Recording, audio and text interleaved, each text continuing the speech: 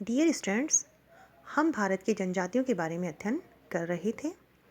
उसी क्रम में आज हम नागा जनजाति के बारे में अध्ययन करेंगे।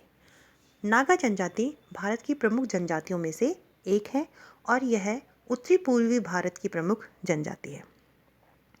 नागा शब्द की उत्पत्ति की यदि हम बात करें तो यह संस्कृत भाषा के नाग शब्द से निकला है, जिसका अर्थ होता है पहाड़, यानी पहाड़ों पर रहने वाले लोग नागा कहलाए। कछारी भाषा में नागा से तात्पर्य है एक युवा बहादुर लड़ाकू व्यक्ति, यानी जो वीर योद्धा होते हैं उनके लिए नागा शब्द का प्रयोग किया जाता है। इनकी उत्पत्ति के बारे में बहुत ही विवाद है। इन लोगों का संबंध जो है इंडो मंगोलायड प्रजाति से माना जाता है, क्योंकि जो संपूर्ण जो हमारा पूर्वी सीमावर्ती भाग है वहाँ पे इंडो मंगोलायड प्रजाति ही प्रमुखता से पाई जाती है और जो नागा जनजाति है उसके लोग इसी प्रजाति के माने जाते हैं। यदि हम भारत में इनके नक्शे की बात करें तो आप नक्शे में इनकी लोकेशन यहाँ पर देख सकते हैं। उत्तरी पूर्वी भारत की यह प्रमुख जनजाति है। इनका जो निवास क्षेत्र है वह नागा पहाड़ियाँ हैं। यह पहाड़ियाँ मुख्य रूप से नागालैंड में और साथ ही मणिपुर में भी स्थित हैं। मानचित्र में आप इनके अंकन को देख सकते हैं। अब हम बात करेंगे इनके निवास क्षेत्र की। जो नागा जनजाति के लोग हैं वो नागालैंड में कोहिमा, मोकोकचुंग और तुएनसांग जिलों में निवास करते हैं और साथ ही मणिपुर राज्य में भी निवास करते हैं। इस क्षेत्र में नागा पहाड़ियाँ 4 समानांतर श्रेणियों में फैली हुई हैं। ये सभी उत्तरी पूर्वी दिशा में हैं। इनके नाम हैं लंगवेनकोंग, आशुकोंग, चांगीकोंग और चावीकोंग, यानी ये 4 जो पहाड़ियाँ हैं ये मिलकर नागा पहाड़ियाँ कहलाती हैं। जो नागा जनजाति का निवास क्षेत्र है वह 26 डिग्री 12 मिनट उत्तरी अक्षांश से 26 डिग्री 45 मिनट उत्तरी अक्षांश के मध्य तथा 94 डिग्री 18 मिनट से 94 डिग्री 50 मिनट पूर्वी देशांतर के मध्य विस्तृत है।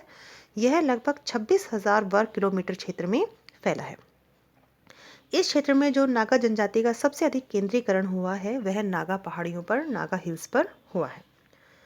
नागालैंड और जो मणिपुर में नागा जनजाति पाई जाती है उनमें कई उपवर्ग हैं। जैसे नागालैंड में रंगपा, कानयाक, सेमा, रेंगपा, अंगामी नागा, लहोटा, कचा, केंगू, ये सब जो है इनके उपवर्ग हैं।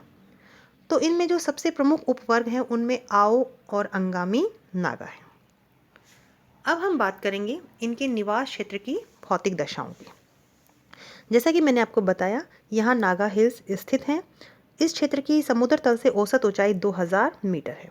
नागा पहाड़ियाँ दक्षिण पश्चिम से उत्तर पूर्व की ओर फैली हुई हैं। यहाँ पर अनेक नदियाँ हैं, जो छोटी छोटी नदियाँ हैं जैसे दिसाई, झांली, दीखू, मेलक, सुरोंग, ये यहाँ से निकलकर ब्रह्मपुत्र में मिल जाती हैं। इन नदियों के पार आने जाने के लिए नागाओं ने झूलते हुए पुल भी बना रखे हैं। पर्वत के ऊपरी ढालू शुष्क क्षेत्र, किंतु निचले भाग जो हैं दलदली हैं। यहाँ वर्षा बहुत अधिक होती है और यह 300 से 400 सेंटीमीटर तक होती है। अधिक वर्षा के कारण यहाँ सघन वन पाए जाते हैं, जिनमें साल, सागवान, बांस, बेत, जैकफ्रूट, आम, बलूत, चीड़ के वृक्ष प्रमुख हैं।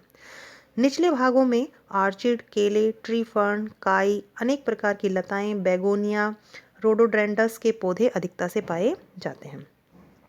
यहाँ पर जंगली जानवरों की भी बहुत अधिकता है। अब हम बात करेंगे इस जनजाति के शारीरिक संगठन की। जैसे कि मैंने आपको बताया कि यह इंडो मंगोलियन प्रजाति से मिलती जुलती है।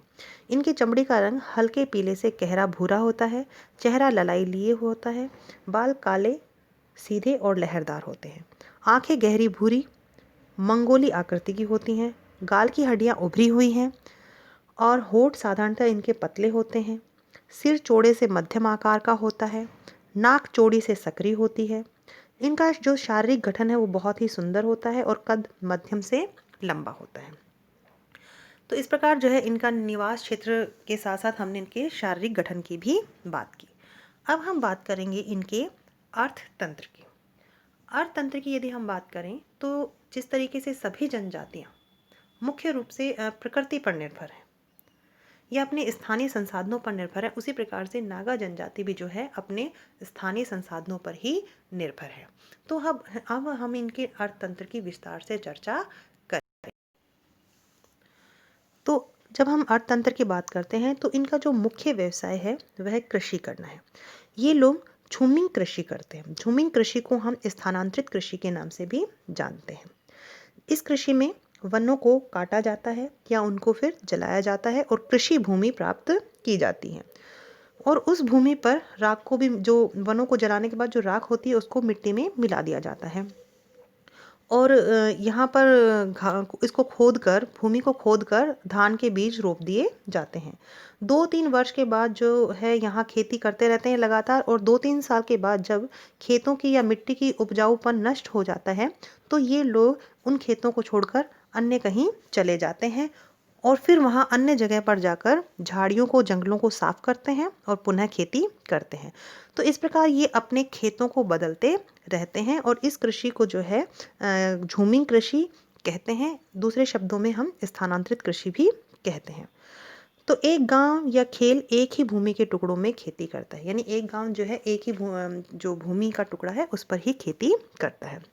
खेती के लिए गांव के बुजुर्ग भूमि की स्थिति देखते हैं जो गांव के चारों ओर पहाड़ी ढालों पर फैली होती है। प्रत्येक परिवार अपने लिए एक टुकड़े के वृक्षों को साफ करता है। यह शीत ऋतु में किया जाता है। इस कार्य में पड़ोसी और मित्र भी सहयोग करते हैं। कुछ वृक्षों को भविष्य के लिए छोड़ा भी जाता है, यानी ये प्रकृति का भी ध्यान रखते हैं। फरवरी मार्च में जब वृक्ष सूख जाते हैं तो उनमें आग लगाई जाती है।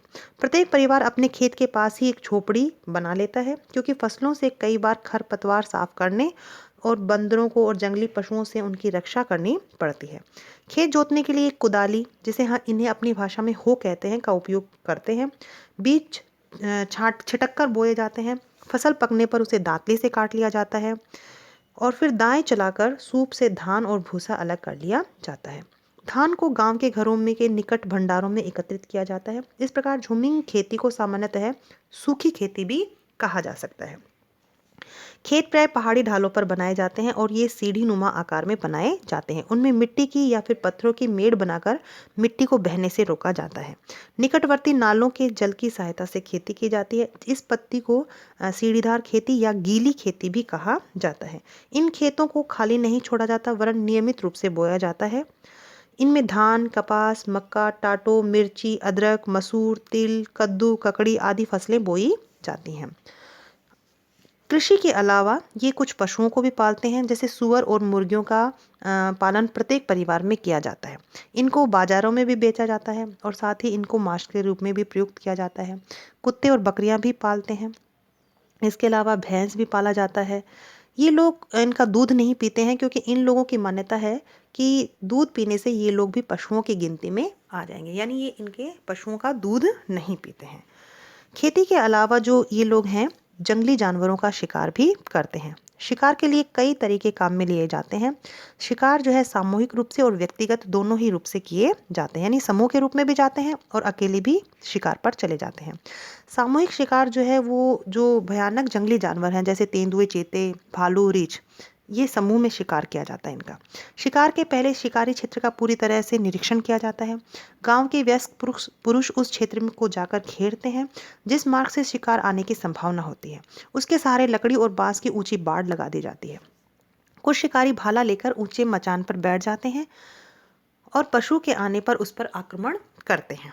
सामान्यतः आक्रमण 2 घेरों में किया जाता है। भीतरी घेरा अनुभवी शिकारियों का और बाहरी घेरा युवा शिकारियों का होता है। घेरे के समय सभी शिकारी एक साथ मिलकर चिल्लाते हैं, तालियां बजाते हैं, भाले फेंकते हैं और ढाल उछालते हैं। इस प्रकार से मारे गए शिकार में सबको पर्याप्त भाग मिलता है। तो जो ये सामूहिक शिकार किया जाता है, इसको बहुत ही ये चालाकी से करते हैं।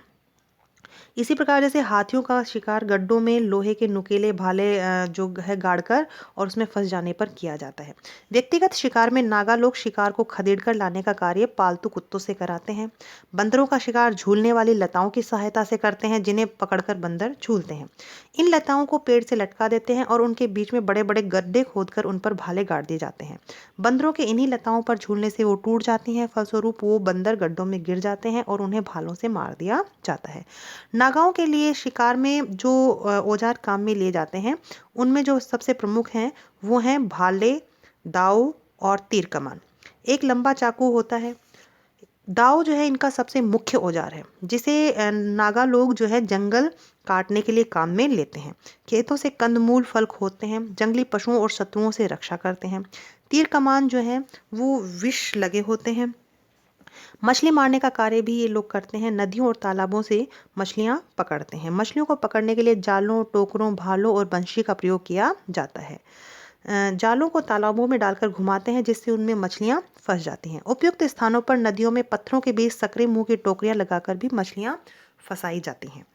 इस प्रकार जो है ये इनकी जो मुख्य आर्थिक क्रियाएं हैं वो खेती करना है, पशुपालन भी करना है और आखेट करना भी है। अब ये लोग अपनी आवश्यकता के अनुसार लुहार, सुनार, श्रमिक और अन्य सेवाओं में भी कार्य करने लगे हैं। कुटीर उद्योग भी ये लोग करते हैं। ये लोग वस्त्र बनाते हैं, सूती वस्त्र बुन लेते हैं। तो इस प्रकार इनके जो आर्थिक क्रियाएं हैं वो बहुत ही विविधताएं लिए हुए हैं। अब हम अगले ई लेक्चर में नागा जनजाति के भोजन, वस्त्र, आभूषण, आवास और सामाजिक संगठन के बारे में विस्तार से अध्ययन करेंगे। धन्यवाद।